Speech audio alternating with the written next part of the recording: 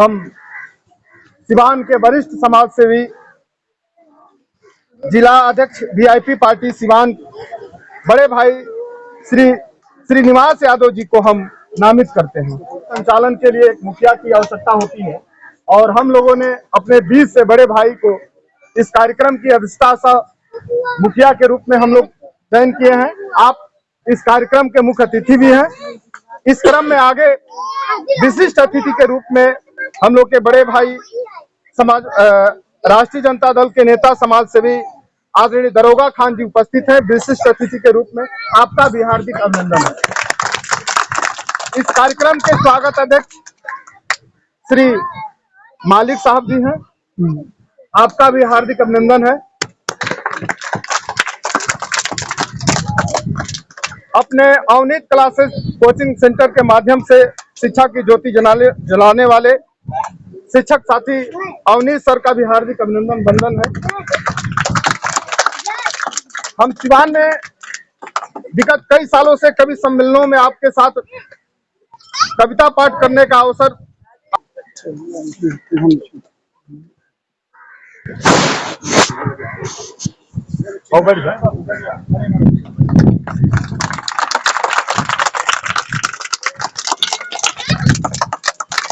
इस क्रम में कार्यक्रम के विशिष्ट अतिथि आदरणीय दरोगा खान साहब का भी माला पहनाकर स्वागत किया जाए। रौरे चल जाए, रौरा वो बगल चल जाए, चलिए साहब जी का माला पहनाकर स्वागत करते हैं। इस कार्यक्रम के स्वागत अध्यक्ष कर रहे मालिक साहब जी का माला पहनाकर आदरणीय आचार्य जी स्वागत करें। अवनीत क्लासेस के संचालक अवनीत सर का भी माला पहनाकर स्वागत किया जाए।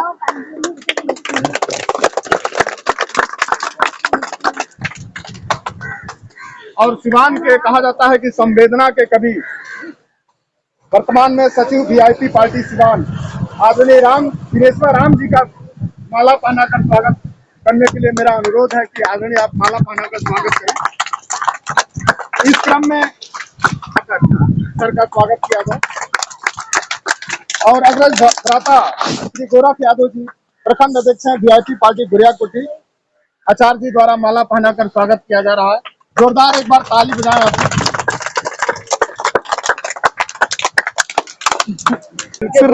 जिनके द्वारा सबको माला पहनाया जा रहा है उनको भी माला पहना के आपके हाथों द्वारा स्वागत किया जाए। हाँ, अब मैं इस कार्यक्रम को सुव्यवस्थित रूप से सुचारू रूप से चलाने वाले डॉक्टर मनु राय जी को मैं माला पहनकर स्वागत करता हूँ।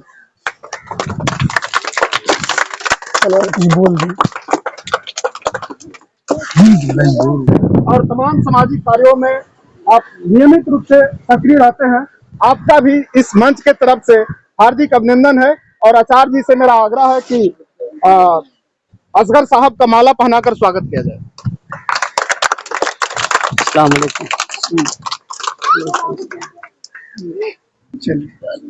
जहाँ उसको लाभ नहीं दिखता है वहां नहीं पहुंचता, और जहाँ लाभ और हानि की बात आती है वहाँ समाज का जो सबसे निचला या पिछला समाज है, या पहले की सामाजिक बंटवारा में जिनको कहा गया है कि छोट सेवानिवृत्त होने के उपरांत वह समाज के जो पिछले पावदान पे खड़े हैं उनके लिए अगर कोई व्यक्ति सोचता है, उनके लिए भी कोई व्यक्ति पहल करता है, तो मुझे लगता है कि वह शासन और प्रशासन से कहीं बड़ी सोच रखने वाला। छोटे मासूम बच्चे, इनके अभिभावक और यहाँ मीडिया बंधुओं के भाइयों को मैं हार्दिक धन्यवाद व्यक्त करता हूँ, मुबारकबाद देता हूँ। हमीद भाई एक टीचर रहे, उस टाइम में भी हमारे सर को नहीं पता, उस टाइम में भी ये कार्यक्रम करते रहे हैं हमेशा, और बड़े पैमाने पर करते हैं। और इस रमजान के मुबारक महीने में इन बच्चों को मदद करके वो दीन और आखिरत अपना दोनों संवार रहे, जिसमें हम सब लोग गवाह हैं। क़यामत के दिन हम लोग गवाही देंगे। और हमारे असगर साहब ने बड़ी अच्छी बातें बच्चों के लिए की है, बच्चों ने बहुत तालियां बजाई। मैं बच्चों के बड़े जो लोग हैं यहाँ अभिभावक हैं, मैं उनसे गुजारिश कर रहा हूँ कि इन बच्चों को आप तो मेहनत करते हो या जैसे भी पालते खिलाते हो, उस तरह से 2-5 रुपया रोज निकाल कर इन बच्चों को पढ़ाई पर खर्चा करो। अगर इन बच्चों में से कोई मदरसा में रहना चाहता है तो फ्री ऑन कॉस्ट खाना पानी रहना सहना दवा दारू जो भी है कपड़ा लत्ता हर चीज से इंतजाम हमारा मदरसा एक चलता है अहले सुन्नत गरीब नवाज टावा में, जिसका मैं सदर हूँ, अध्यक्ष हूँ। अगर आप चाहें तो इन बच्चों का दाखिला उसमें दिलवा सकते हैं। ईद के 6 दिन के बाद से दाखिला शुरू होगा। और हमारे यहाँ ऐसे ही बच्चे आते हैं, मैं सभी भाइयों को मैं बता दूं, हमारे मदरसे में ऐसे ही बच्चे आते हैं। अब्दुल हमीद भाई के सहयोग से आते हैं, छोटे बच्चे आते हैं, अलिफ बे ते कायदा पढ़कर हाफिजे कुरान होते हैं। हम उस वक्त तक इन बच्चों का संभाल कर रखते हैं। हाफिजे कुरान के बाद उनकी पढ़ाई के लिए अदर मदरसा में वो लोग चले जाते हैं, अपने मर्जी से चले जाते हैं। इसलिए सबसे पहले यहाँ उपस्थित सभी गणमान्य अतिथियों का मेरा नमस्कार, प्रणाम और सलाम है। और आज हम लोग रमजान के पावन पवित्र महीना में आज एमजे के शहीद अब्दुल हमीद ट्रस्ट के बैनर तले यहाँ इकट्ठा हुए हैं हम सभी। और हम लोग का मुख्य उद्देश्य है, जो रमजान का पावन महीना होता है, इसमें जो समाज का अंतिम व्यक्ति है उस तक, उसके चेहरे तक मुस्कान पहुंच सके और वो भी अपना ईद बिल्कुल सही तरीका से बिना किसी कमी को महसूस किए मना सके। आपको बता दें, शहीद अब्दुल हमीद जिनके नाम पर ये ट्रस्ट है और इस ट्रस्ट को संचालित करते हैं और इसके जनरल सेक्रेटरी हैं आचार्य अब्दुल हमीद सर। 1965 के भारत पाकिस्तान जंग में अब्दुल हमीद वीरगति को प्राप्त हुए और भारत सेना का जो सबसे सर्वोच्च पुरस्कार होता है परमवीर चक्र, उससे उनको नवाजा गया, उससे मरणोपरांत उनको सुशोभित किया गया और 32 वर्ष के उम्र में ही वो शहीद हो गए थे। तो वैसे शहीद के नाम पर ये ट्रस्ट का आयोजन किया गया है, जिस ट्रस्ट का नाम है एमजे के शहीद अब्दुल हमीद। और हम समझ रहे हैं कि इन बच्चों से संवाद स्थापित करना बहुत मुश्किल है, क्योंकि हम बोलेंगे हिंदी में, उर्दू में, संस्कृत में, और इनको एक बेहतर तालीम नहीं है और बेहतर इल्म नहीं रहती है, तो फिर संवाद स्थापित करना मुश्किल होता है। जिसकी व्यवस्था यहाँ उपस्थित हम सबके गार्जियन जनाब दरोगा खान साहब ने बताया कि हम मदरसा चलाते हैं, उन मदरसों में यहाँ जो अभिभावक उपस्थित हैं वो सब हमारी बातों को सुन रहे हैं, समझ रहे हैं। इन बच्चों से देखिए लकड़ी वगैरह बीन कर लाए हैं, दिखा सकते हैं उसको, और ये झोगी झोपड़ी को भी दिखा सकते हैं। और जिस विकसित भारत की बात हम लोग करते हैं, वहां पे ये झुग्गी झोपड़ी देख करके लगता है कि अभी अपना देश बहुत पीछे है। ताकि यहाँ हम लोग बोलते वक्त हमारे एक अतिथि यहाँ मौजूद है असगर सर के माध्यम से एक बात हमारे कानों तक आई कि सर जो भाषण दे रहे हैं बच्चे क्या समझेंगे। लेकिन बच्चों के साथ साथ बच्चे समझे न समझे, इनके अभिभावक को हम समझाने का प्रयास कर रहे हैं कि आप सबके हकूक के लिए, आपके अधिकार के लिए, आपके चेहरे पर मुस्कान लाने के लिए अब्दुल हमीद सर एक कदम आगे बढ़ाए हैं और आपके बच्चों को मदरसा तक को पहुंचा सकते हैं। सर का मदरसा भी है, ईद बाद बोले भी कि इसमें जाके नौनिहाल बच्चे इनका एडमिशन कराइए, बेहतर तालीम बेहतर इल्म लेंगे, 2 रोटी कम खाइएगा लेकिन अपने बच्चों को पढ़ाइएगा। जब ये शिक्षित होंगे तो आपका सब चीज बदल जाएगा। अगर जब हम शिक्षित नहीं होते हैं तो शॉर्ट का बटन कहीं से कहीं लगा देंगे, लेकिन जब शिक्षित होते हैं तो कपड़ा पहनने का तरीका पता होता है, क्या खाना चाहिए क्या नहीं खाना चाहिए, कैसे रहना चाहिए पता रहता है। और ये सांकेतिक है, जितना भी ये वस्त्र वितरण होगा अब्दुल हमीद ट्रस्ट के माध्यम से, ये सांकेतिक है, लेकिन इसका मुख्य अर्थ यही है कि अब्दुल हमीद सर यहाँ सिवान या और भी जो समाज सेवी हम लोग की बातों को सुन रहे होंगे या ये सब इन बच्चों को देख रहे होंगे, ऐसी ऐसी झुग्गी झोपड़ियां सिवान में मात्र एक ही नहीं है, ऐसी ऐसी झुग्गी झोपड़ियां सिवान में बहुत अधिक होंगी, जहां जिसके संबंधित जैसे अब्दुल हमीद सर का घर बगल में ही है, ऐसा ऐसा जिससे संबंधित झुग्गी झोपड़ी है। क्या सर, सब लोग अगर एक एक झुग्गी झोपड़ी को अपने गोद ले और वहां के बच्चों को बेहतर तालीम और इल्म देने के लिए वो संकल्पित हो जाए तो हमको लगता है अपराध भी कम होगा, बेहतर बच्चे शिक्षित होंगे। तो शिक्षा से ही विनम्रता आती है और कहा जाता है विद्या ददाति विनयम, विद्या से विनम्रता मिलती है, तालीम और इल्म से विनम्रता मिलती है। तो ये बच्चे किसी पे जैसे अभी आपस में ही कभी झगड़ा कर ले रहे हैं, बढ़िया से बैठ नहीं पा रहे हैं, तो जैसे ही ये मदरसा में जाएंगे, बेहतर विद्यालय में जाएंगे, मकतब में जाएंगे, पढ़ेंगे लिखेंगे, कामयाब बनेंगे, तो इनको भी बात करना आ जाएगा। और ये कार्यक्रम हम लोग का सफल तभी माना जाएगा जब इन बच्चों को आप मदरसों तक भेजेंगे, विद्यालय तक भेजेंगे, मकतब तक भेजेंगे। और सर ने तो बताया ही, दरोगा खान साहब ने, कि हम फ्री में इन लोगों को सब चीज देंगे, कपड़ा लता शिक्षा सब चीज देंगे। तो इससे अच्छा क्या चाहिए। तो हम चाहेंगे कि इनको बेहतर तालीम और इल्म मिले और अब्दुल हमीद सर जैसे लोगों का साथ और सहयोग मिले। और यहाँ विकासशील इंसान पार्टी के जिला अध्यक्ष आदरणीय श्रीनिवास यादव जी भी हैं, प्रखंड अध्यक्ष गोरख यादव सर हैं, राम दिनेश्वर राम सर हैं, मुखिया जी हैं, मालिक यहाँ बैठे हुए हैं, ये भी आपके जरूरत पर खड़े उतर सकते हैं। बाकी असगर सर हैं, संचालक महोदय हैं, बाकी तमाम लोग हैं, सब आपके लिए तैयार हैं। तो हम यही कहेंगे, ये 2 रोटी कम खाइए लेकिन इन बच्चों को जरूर पढ़ाइए। क्या गलत बोल रहे हैं? तो पढ़ाइएगा ना बच्चों को। ठीक है, बहुत बहुत धन्यवाद।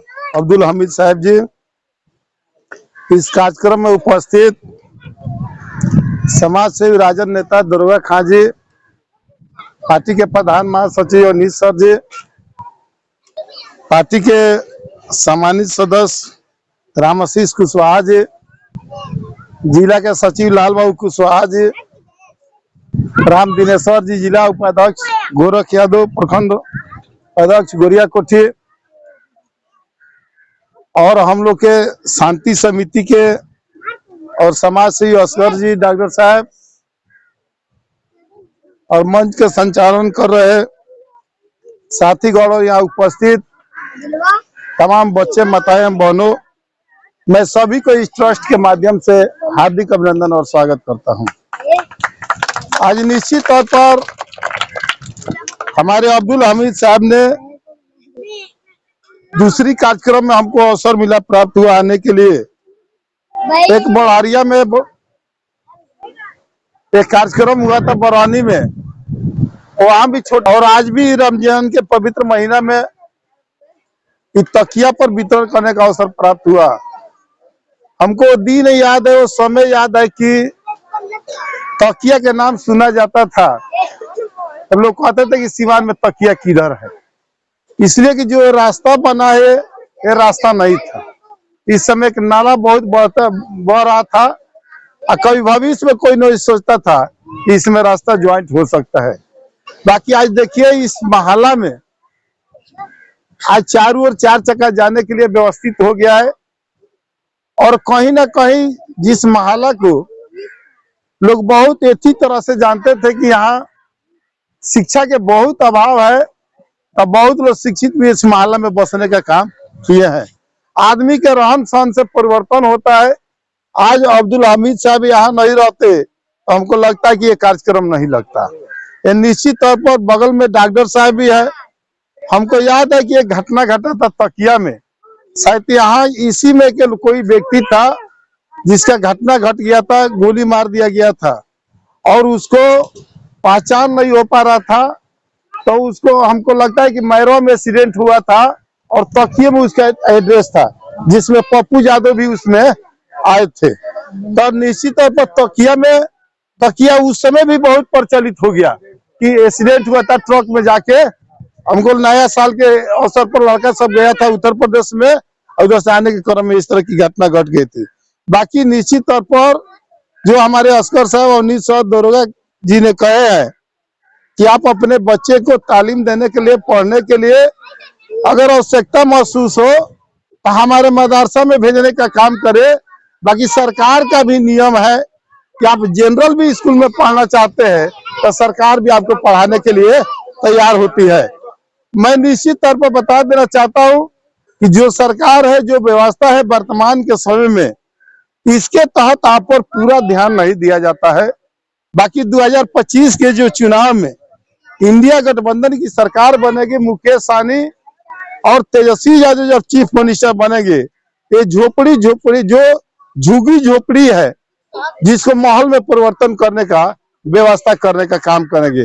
आज के समय में, आज के प्रवेश में भी जो नगर के चेयरमैन है उसको भी जिम्मेदारी बनती है, उसका भी कर्तव्य बनता है कि उसके लिए विशेष फंड आता है कि कहीं इस तरह के लोग हैं जिनका नहीं रहने का व्यवस्था है तो उसको जमीन लीज पर लेके भी, सरकारी जमीन है लीज पर भी लेके बना के इनको अस्थायी रूप से देने का भी प्रावधान है। तो निश्चित तौर पर इसके लिए आपकी सरकार की जरूरत पड़ेगी, इसके लिए आपका नेतृत्व करने वाला व्यक्ति की जरूरत पड़ेगी।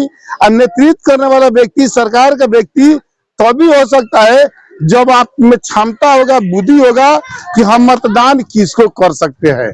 तो हम मतदान किसको कर सकते हैं, हम वोट किसको दे सकते हैं, जब हम पढ़े लिखेंगे तभी समझ में आएगा, नहीं तो दूसरा व्यक्ति को समझ में आने का काम नहीं हो पाएगा। इसलिए तमाम बच्चे बच्चियां माताओं से मैं आग्रह करूंगा कि हमारे नेता आदरणीय मुकेश सहनी कहते हैं कि 4 रोटी के बदले आप 2 रोटी खाइए, 3 रोटी खाइए, 1 रोटी बचे तो अपने बाल बच्चा को पढ़ाने में लगाने का काम कीजिए। और उससे भी बढ़ के यह काम हो रहा है कि आप सारा खा लीजिए, सब कर लीजिए, बाकी केवल दिमाग में बैठा लीजिए कि हम अपने बच्चा बच्ची को पढ़ाएंगे तो दरोगा खान जी पढ़ाने के लिए तैयार है। इसलिए हम तमाम साथी से समय के अभाव को देखते हुए आपकी मानसिकता में पूछता हूँ कि जिस काम के लिए आप यहाँ उपस्थित है वो काम हमको करना चाहिए।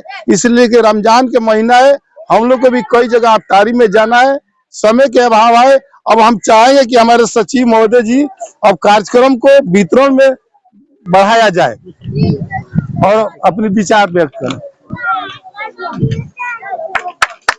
परम श्रद्धेय सम्मानित इस मंच के मुख्य अतिथि श्रीनिवास यादव जी,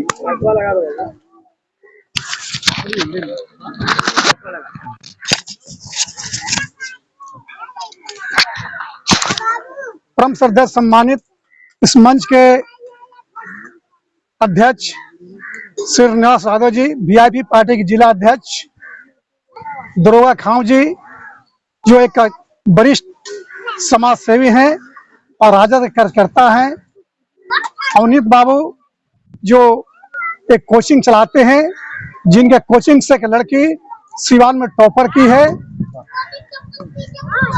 डॉक्टर अली असगर साहब जो एक अच्छे शायर हैं, एक अच्छे समाज सेवी हैं, इनकी चर्चा चारों तरफ होती है कि जिस कार्यक्रम में नहीं जाते हैं वो कार्यक्रम अधूरा रहता है। अपने मनोरंजन संबंधी, हास्य संबंधी शायरों से माहौल को चेंज कर देते हैं।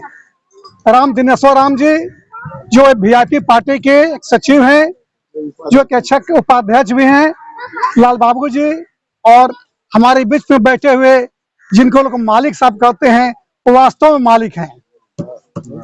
इन्होंने कितनों को शरण दी है, हमने तो वो भी सुना है कि उन्होंने एक आदमी को 3 साल से और आज तक अपने वो घर में रह रहे हैं, उन्होंने किस प्रकार से उस व्यक्ति के प्रति वो समर्पित हैं। वास्तव में मालिक जो उनको सभी लोग मालिके कहते हैं, मैं उनका शुक्रगुजार हूँ यहाँ पर आए हुए हैं। और इस कार्यक्रम में उपस्थित लाल बाबू सिंह जो वीआईपी पार्टी के एक अच्छे कार्यकर्ता हैं। देखिए, जो मैंने ट्रस्ट बनाया है MJK शहीद अब्दुल हमीद ट्रस्ट, इसका नाम मैंने शहीद अब्दुल हमीद ट्रस्ट क्यों रखा? जब 1965 की लड़ाई हिंदुस्तान और पाकिस्तान से हुई तो उसमें भारत के प्रधानमंत्री लाल बहादुर शास्त्री थे। उनके सामने समस्या खड़ी हुई कि हमारी फौज मारी जा रही है, अब हमारी हार हो जाएगी। लेकिन अब्दुल हमीद ने उस कमाल संभाला और आप देख रहे हैं अब्दुल हमीद साहब का फोटो है और एक जीप लगी हुई है और उस पर जो है एक गन लगा हुआ है, जिस गन का नाम है RCL गन। जो गन लगा हुआ उस गन का नाम है RCL गन। और इधर देख रहे हैं अमेरिका द्वारा निर्मित पेटेंट टैंक है। उन्होंने अपने RCL गन से जब अमेरिका के अभेदी टैंक जिसको कोई भेद नहीं सकता है, उन्होंने जब इस पर अटैक किया तो एक कौन कहे कि 7 टैंक उसाड़ गया। और उसी के साथ एक पाकिस्तान का रहने वाला आदमी जब देखा कि हमारे 7 टैंक को अब्दुल हमीद ने उड़ा दिया तो उनको निशाना बनाया और अब्दुल हमीद को शहीद कर दिया। जिस अब्दुल हमीद ने इस देश के लिए अपने आप को निछावर कर दिया और हिंदुस्तान की लाज बचा ली, अगर आज अब्दुल हमीद नहीं होते तो हमारा निश्चित था कि हमारा भारत जो है पाकिस्तान के अंदर चला जाता और पुनः गुलाम बन जाता। उस अब्दुल हमीद के पास किसी प्रकार की जात पात की बात नहीं की थी, किसी प्रकार की संप्रदाय की बात नहीं थी। वह सब देश था, पहले देश तब अब्दुल हमीद। उन्हें अपने आप को निछावर करके इस देश को बचा लिया। तो जिस व्यक्ति ने इस निछावर कर दिया, मेरा भी नाम अब्दुल हमीद है, तो मैं भी चाहता हूं कि उतना तो नहीं, कम से कम उन बच्चों को मैं शिक्षा दूं जो बच्चे शिक्षा से वंचित हैं। और मैंने यहाँ पर एक प्रण किया है कि इन बच्चों के लिए मैं एक निःशुल्क बंजारा विद्यालय खोलने जा रहा हूँ। उस बंजारा विद्यालय में किसी को भी एक पैसा नहीं लगेगा। मैं टीचर का खुद इंतजाम करूंगा, मैं किताब पेंसिल का खुद इंतजाम करूंगा, मैं ड्रेस का खुद इंतजाम करूंगा। आप सभी बंजारों से यह मेरा रिक्वेस्ट है, यह मेरा प्रार्थना है कि आप अपने बच्चे को भेजें और मेरे बंजारे विद्यालय में पढ़ाएं।